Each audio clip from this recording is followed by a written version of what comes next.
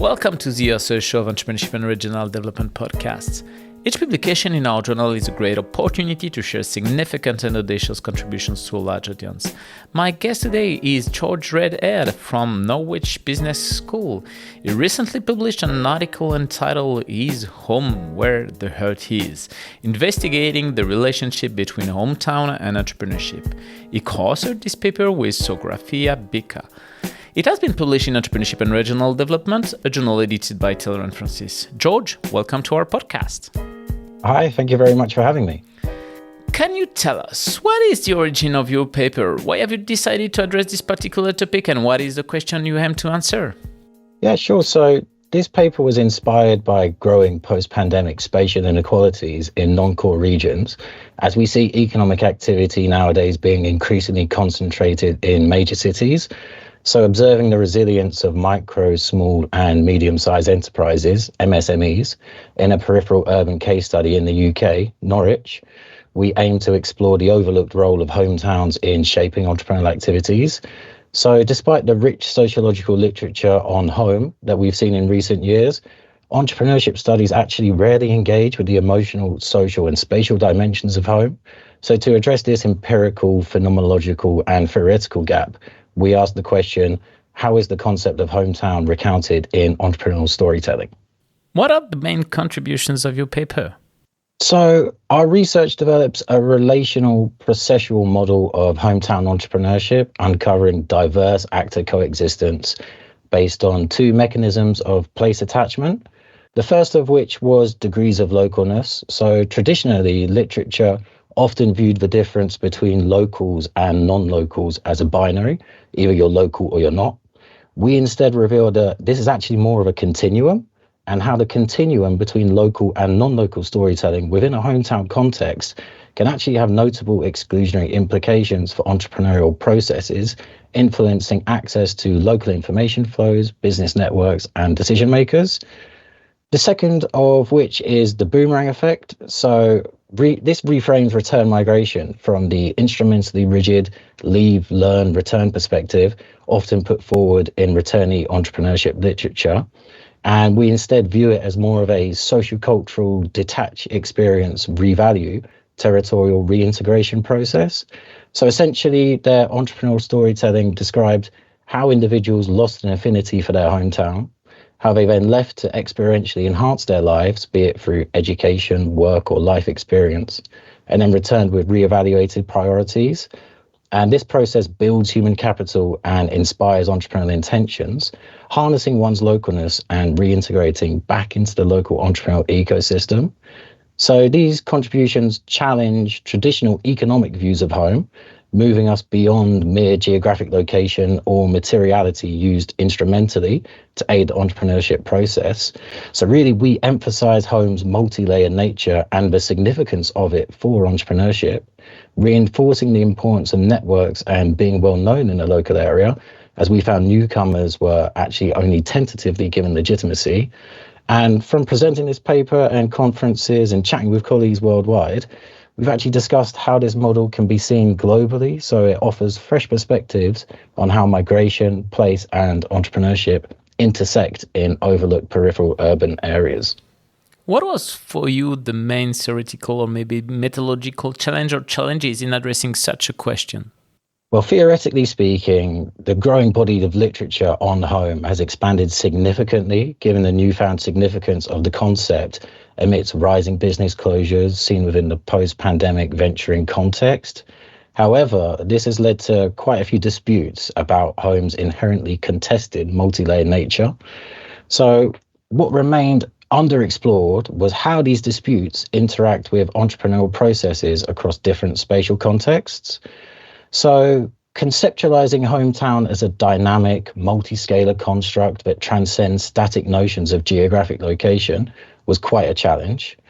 To address this, we tried to clarify, the multidimensionality of a hometown context by examining its multi-scalar levels of how we understand home in relation to existing entrepreneurship research. So, for example, the micro level represent research on the household. The meso level, we're looking more at hometown, community or neighborhood. and the macro level represents home as nation.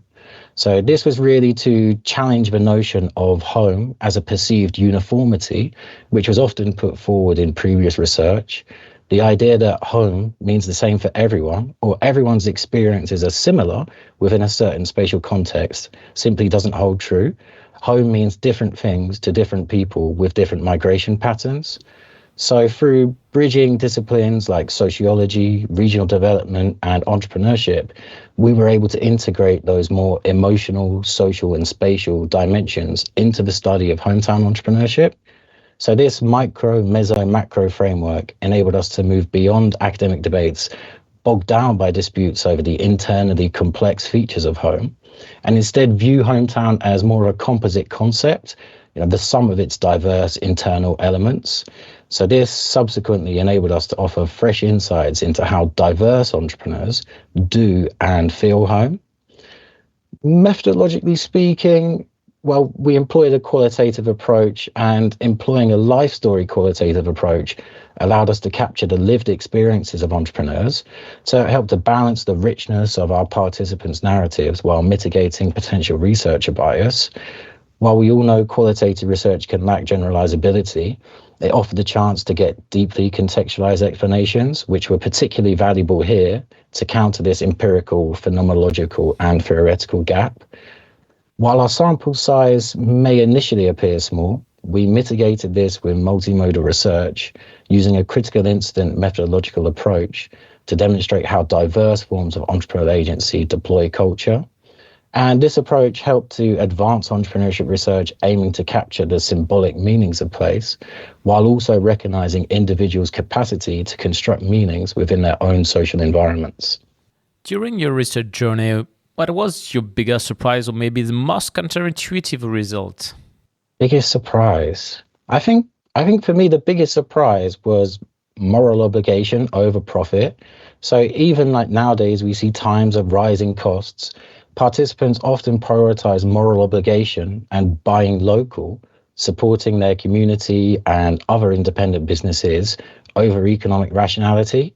So it really highlights the deeply embedded cultural values driving MSME vibrancy in peripheral urban places.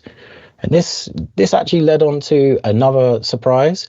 So these hometown ties help drive the microeconomy of local independent MSMEs and are rightly romanticized as fostering community vibrancy. But our research of diverse actor coexistence also highlights the other side of the coin. We found that entrepreneurs with fewer local ties face more barriers to accessing resources and decision-making opportunities, which may encourage ethnocentrism, restricting innovation and opportunities for diverse migrants, while also providing a way for entrepreneurs to buffer against chains and multinationals from overwhelming peripheral urban places. And another surprising finding was the sheer prevalence of return migration among participants. So this really highlighted how popular the phenomenon is in peripheral urban areas. It's important to note this wasn't something we set out to explore at the start of our research, but this was actually something that emerged from the data. And contrary to expectations within the returnee entrepreneurship literature, we found that everyday entrepreneurs return primarily for social motivations, such as a sense of belonging, community, or wishing to start a family, rather than purely instrumental or economic reasons. These return migrants actually reintegrated seamlessly into the local networks, leveraging both their pre-existing connections, so perhaps people they went to school with are now working in certain industries, and then they're using those connections to help combine with those external experiences that they had when they was away to foster entrepreneurial renewal on return to their hometown. So this adaptability really demonstrates how cyclical migration actively strengthens local entrepreneurial ecosystems, offering a unique perspective on how mobility and rootedness can coexist. What are the main implications of your work for managers, practitioners, policymakers, managers in general? Well, for entrepreneurs, we found it's important to build local networks and understand hometown dynamics to help navigate any potential exclusionary barriers. For newcomers to an area, a focus on strategic engagement with local communities can help gain legitimacy and access resources. For example, leveraging buy local initiatives can help to build trust and loyalty while remaining aware of the social-spatial dynamics that influence local markets. And for policymakers or community development practitioners, we recommend a shift towards our more inclusive model of hometown entrepreneurship that can bridge those divides between returnees, locals, and migrant entrepreneurs. And within this, we recommend really recognizing the significant role of family and community, particularly for returnees, and how these peripheral urban areas often provide excellent opportunities for starting a family. It may be beneficial for these areas to avoid policies modeled on large cities and fast-growing economies dominated by clustering effects. Instead, considering fostering diverse activities that encourage growth, such as exploring more patient forms of capital investment tailored to venture development stages, may prove more useful.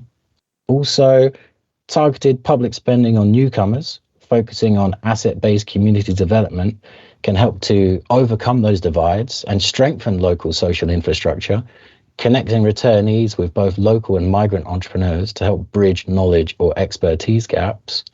And as well as this, we recommend harnessing those cyclical migration patterns that you may see within place and a return to a hometown as an opportunity to both retain external knowledge and experience while still fostering a sense of belonging. And essentially, we found these insights are really important as we're seeing nowadays declining entrepreneurship rates, business closures, and post-pandemic inequalities continue to undermine non-core regions. By addressing these challenges, our research provides actionable strategies for fostering sustainable growth, inclusive entrepreneurship, and regional development. Thanks a lot, George, for participating to our show and presenting your paper entitled Is Home Where the Heart Is? Investigating the relationship between hometown and entrepreneurship. All our podcasts are available on entrepreneurship-edu.com and on the main podcast platforms. Thank you.